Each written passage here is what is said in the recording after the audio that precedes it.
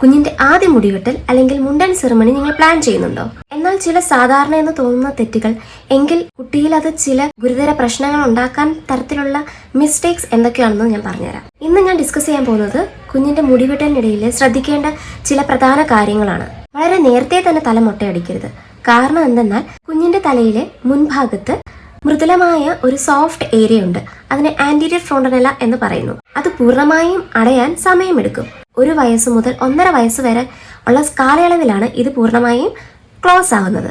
So അത്ര സമയം വരെ ഒന്ന് വെയിറ്റ് ചെയ്യുന്നത് നന്നായിരിക്കും. അതുകൊണ്ട് തന്നെ വളരെ ചെറിയ പ്രായത്തിൽ മൊട്ടയടിക്കുമ്പോൾ എക്സ്ട്രാ കെയറിന്റെ ആവശ്യമുണ്ട്. കാരണം ആ സോഫ്റ്റ് പാർട്ടിന്റെ നേരെ താഴെ ബ്രെയിനാണ്. രണ്ടാമതായി വാക്സിനേഷൻ സ്റ്റാറ്റസ് ശ്രദ്ധിക്കുക. പ്രത്യേകിച്ചും DPT വാക്സിൻ ഷെഡ്യൂൾ പൂർണ്ണമായി കുട്ടിക്ക് കിട്ടിയിട്ടുണ്ട് എന്ന് ഉറപ്പുവരുത്തുക. കാരണം മുടിവെട്ടുന്നതിനിടയിൽ ചെറിയ മുറിവുകളിലൂടെ ടെറ്റനസ് പോലെയുള്ള അസുഖങ്ങൾ കുഞ്ഞിലേക്ക് വരാം.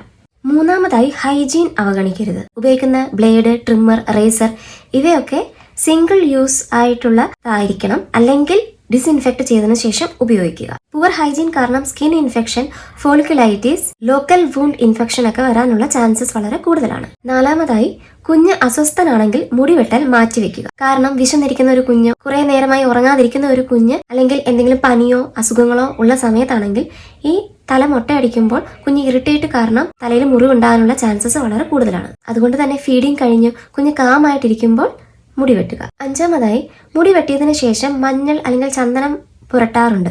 അത് കുഞ്ഞിന്റെ സ്കിന്നിനെ ഇറിറ്റേറ്റ് ചെയ്യാനും ചിലപ്പോൾ അലർജി ഉണ്ടാക്കാനും കാരണമാകുന്നു.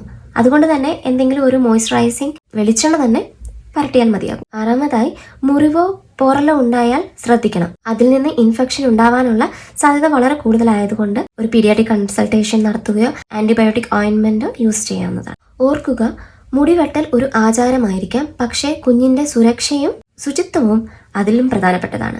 Proper hygiene, vaccination and gentle handling ഇതാണ് സുരക്ഷിതമായി മുണ്ടൻ ചെയ്യാനുള്ള രഹസ്യം.